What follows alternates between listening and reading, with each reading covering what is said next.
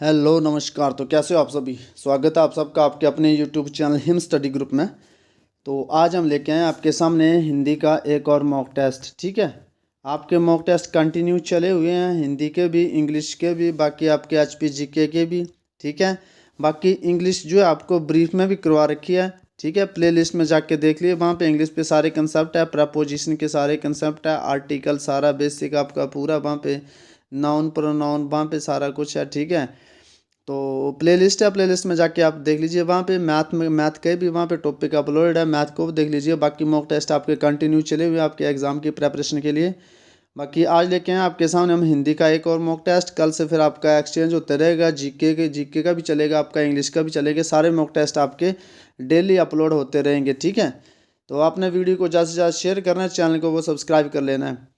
आपके ये mock test continue चले रहेंगे जब तक आपके एग्ज़ाम नहीं होते, तब तक कंटिन्यू। हिंदी इंग्लिश मैथ का भी बीच में आ जाएगा तो मैं करवा दूंगा मैथ का भी। ठीक है, लेकिन हिंदी इंग्लिश और आपका ये HPG के कंटिन्यू आपका एग्ज़ाम तक जो वो ये चले रहेंगे। तो चलिए शुरुआत करते हैं आज के फर्स्ट क्वेश्चन की। 16 क्वेश्चन है, 16 में से बताना है कि आउट ऑफ आपका स्कोर कितना, कमेंट सेक्शन में जरूर बताना आपने। ठीक है, तो चलिए शुरुआत करते हैं आज का फर्स्ट क्वेश्चन। आज का फर्स्ट क्वेश्चन है कि प वर्ग का उच्चारण स्थान क्या है। प वर्ग जो उसका उच्चारण स्थान क्या है, तो क्या है, मूर्धा है, ठीक है, दंत है, ओष्ठ है या कंठ है। तो आपको पता है प हो गया, फ हो गया, ब, भ और म। ठीक है, प फ ब भ म, ये सारे किस वर्ग में आते हैं, ये आते हैं आपके प वर्ग में, प वर्ग में आएंगे। और इसका उच्चारण स्थान क्या है, ओष्ठ, ओष्ठ इसका उच्चारण स्थान है।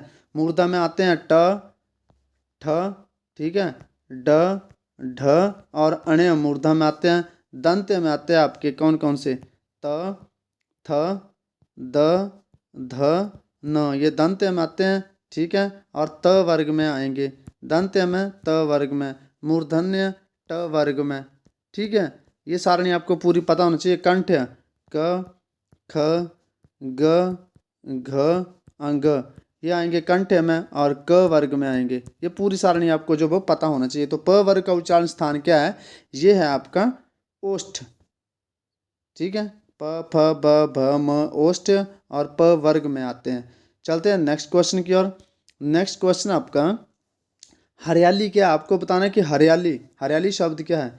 हरियाली जातिवाचक संज्ञा है, ठीक है, ये किसी की जाति है। समूहवाचक संज्ञा या कोई समूह बना रहा है। भाववाचक संज्ञा या कोई भाव उत्पन्न हो रहा है। व्यक्तिवाचक संज्ञा या किसी का नाम बता रहा है।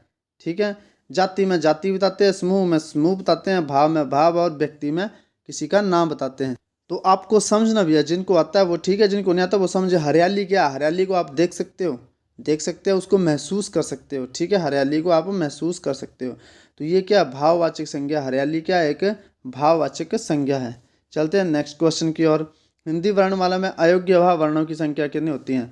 तो आपको पता होना चाहिए कितनी होती है। 4 होती है, 3 होती है, 2 होती है, 6 होती है। तो अयोग्य भाव वर्ण कौन कौन से होते हैं, एक अंग, ठीक है, और आ, ये कौन से वर्ण होते हैं आपके, अयोग्य भाव जो ये वर्ण होते हैं आपके अंग और आ।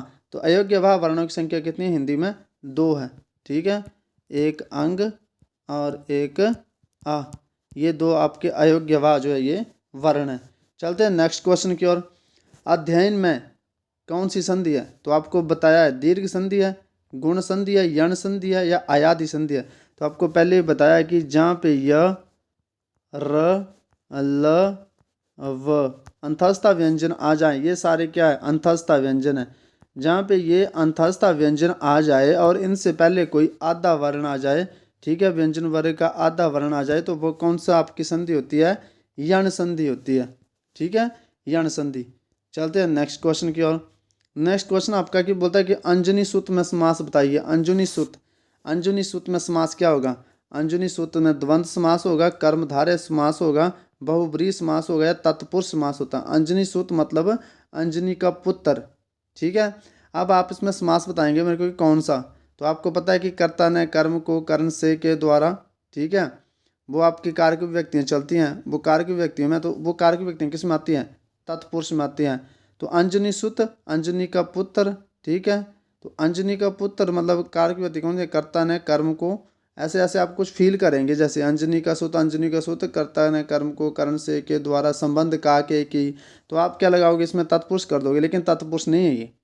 ये तत्पुरुष नहीं है। यहाँ पे बोला गया अंजुनी सुत। अंजुनी का पुत्र तो बात सही है, लेकिन अंजुनी सुत तो अंजुनी का तो पुत्र आप बोलोगे संबंध कारक है तो हम तत्पुरुष लगाते हैं, क्योंकि तत्पुरुष में जो आपकी कारक विभक्तियाँ आती हैं। लेकिन यहाँ आपने ध्यान रखना थोड़ा सा, ये जो आपका तत्पुरुष समास नहीं होगा। अंजुनी सुत किसकी बात कर रहा है? अंजुनी सुत कर रहा है हनुमान की बात कर रहा है ये। और जो अंजनी का पुत्र तो है, लेकिन बात किसी कर रहा है? हनुमान की बात कर रहा है। तो ये है आपका बहुब्रीहि समास, यानी कि ये बहुब्रीहि समास की बात कर रहा है। अंजुनी का पुत्र मतलब अंजुनी सुत हनुमान को बोला जाता है। और बहुब्रीहि समास उसी को कहते हैं जिस शब्द का अपना कोई अर्थ ना हो लेकिन किसी और अर्थ को प्रकट करे। अंजुनी सुत का अपना कोई अर्थ नहीं है। अंजुनी सुत जो यहाँ पे हनुमान को बोला गया है, ठीक है। तो ये अपना ध्यान रखना, अंजुनी सुत हनुमान का पुत्र। चलते हैं नेक्स्ट क्वेश्चन की ओर, बहुब्रीहि समास। नेक्स्ट क्वेश्चन है कि बहुब्रीहि समास नहीं, आपने सोचा कौन सा बहुब्रीहि समास नहीं है? दशानन, रावण को बोला जाता है, इस शब्द का अपना कोई अर्थ नहीं है। जिस शब्द का अपना कोई अर्थ नहीं है, किसी विशेष अर्थ को प्रकट करता है, उसको बहुब्रीहि समास बोला जाता है। तो दशानन, दशानन में बहुब्रीहि समास है। मृत्युंजय, मृत्यु को जीत, जो मृत्यु को जीतता है, कौन जीतता है आपको बताना है कमेंट सेक्शन में कि मृत्यु को जय करने वाला कौन होता है? पंचवटी, पंचवटी क्या होता है? पतझड़। अब बताना मेरे को कि बहुब्रीहि समास कौन सा है, पतझड़ या पंचवटी। ये तो आपको लग गया पता, मृत्यु को जीतने वाला ये बहुब्रीहि होगा, दशानन बहुब्रीहि होगा, ठीक है। तो दशानन बहुब्रीहि, आप मेरे को दो ऑप्शन आपके पास, चलो मैं एलिमिनेट करता हूँ, ये आपके बहुब्रीहि हैं। ये इसमें बताइए पंचवटी और पतझड़ में। तो आपको पता है पंचवटी में कौन सा समास है? संख्यावाचक है पहले, तो ये है आपका द्विगु समास।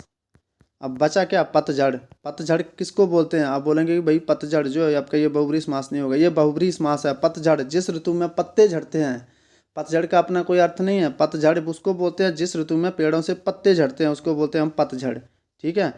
तो पंचवटी जो है इसका राइट आंसर हो जाएगा कि निम्न में कौन सा बहुब्रीहि समास नहीं है इनमें से? तो इनमें से पंचवटी जो इसमें बहुब्रीहि समास नहीं है। चलते हैं नेक्स्ट क्वेश्चन की ओर। इनमें से किस शब्द का विलोम आगम है? तो दुर्गम होगा, सुगम होगा, दुर्जय होगा या अजय होगा? विलोम शब्द है, आगम है। किस शब्द का विलोम आगम है? तो सुगम का विलोम आगम होता है। चलते हैं नेक्स्ट क्वेश्चन की ओर। निम्न में से संयुक्त व्यंजन कौन सा नहीं? आपको बताना है कि संयुक्त व्यंजन कौन सा नहीं। आपको पता है कि संयुक्त व्यंजन होता है क्ष, त्र, ज्ञ, ठीक है। कैसे कैसे बनते हैं आपको पता होना चाहिए। क्ष बनता है क हलंत जमा श, ये क्ष क बन गया आपका। ज्ञ बनता है आपका ज हलंत जमा अण्य, ठीक है। त्र बनता आपका त हलंत जमा र। और ये जो आपका ये संयुक्त व्यंजन नहीं है। आपको अपना स्कोर कमेंट सेक्शन में ज़रूर बताना है कि आपने जो है आपके 16 में से कितने क्वेश्चन जो है वो ठीक करे हैं, ठीक है। 16 में से कितने क्वेश्चन आपने जो वो ठीक करे, आपने कमेंट सेक्शन में ज़रूर बताना। और ये पूरा एक्सप्लेनेशन के साथ आपको करवाया जा रहा है मॉक टेस्ट। चलते हैं नेक्स्ट क्वेश्चन की ओर। भाई पीछे भी आपके जो प्लेलिस्ट में इंग्लिश के मॉक टेस्ट पड़े होंगे, कोई भी चीज़ करवाई होगी वो पूरा एक्सप्लेनेशन के साथ करवाई होगी, ठीक है। जगदीश में कौन सी संधि है? तो जगदीश में संधि कौन सी है? पहले तो आपको पता होना इसका, जब संधि विच्छेद करेंगे तो कैसे करेंगे आप? जगदीश, ठीक है। तो जब भी आप संधि विच्छेद करते हैं तो क्या होता है, जो वर्ग का तीसरा अक्षर होता है जो वो पहले अक्षर में बदल जाता है, ठीक है। किसी भी वर्ग का, क वर्ग का हो, ठीक है, तो ये पहले अक्षर में बदल जाता है ग। तो जैसे जो तीसरा होगा बीच का वर्ण, तो जगत, ठीक है, त थ द, ये त में बदल जाएगा, जगत जमा ईश। तो दुनिया की कोई भी संधि जिसमें हलंत आ जाए वो आपकी व्यंजन संधि होती है, बात खत्म, ठीक है। चलते हैं नेक्स्ट क्वेश्चन की ओर। नेक्स्ट क्वेश्चन है निम्न में हिंदी भाषा की लिपि क्या है? सबको पता है हिंदी भाषा की लिपि क्या है। ग्रीक है, देवनागरी है, रोमन है या आरमाइक है? तो हिंदी भाषा की जो लिपि है वो है आपकी देवनागरी। 16 क्वेश्चन है, 16 में से आउट ऑफ अपना स्कोर कमेंट सेक्शन में जरूर बताना आपने कि कितना स्कोर जो आपका ठीक रहा है। आपके तो कम से कम इसमें से 10 क्वेश्चन आपके ऑल राइट होने चाहिए कंपटीशन में आने के लिए। 10 क्वेश्चन, 16 में से 10। और जो अभी तैयारी करना स्टार्ट करें उनके लिए भी 6 क्वेश्चन, कम से कम 6 या 7 क्वेश्चन जो है वो ठीक आपके होने चाहिए। चलते हैं नेक्स्ट क्वेश्चन की ओर।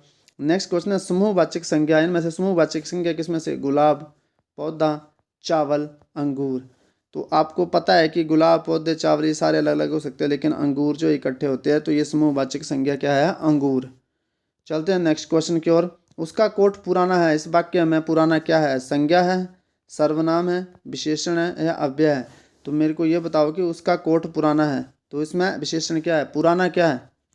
पुराना क्या है भाई, यहाँ पे ये बताना आपने, पुराना क्या है, पुराना कोट है।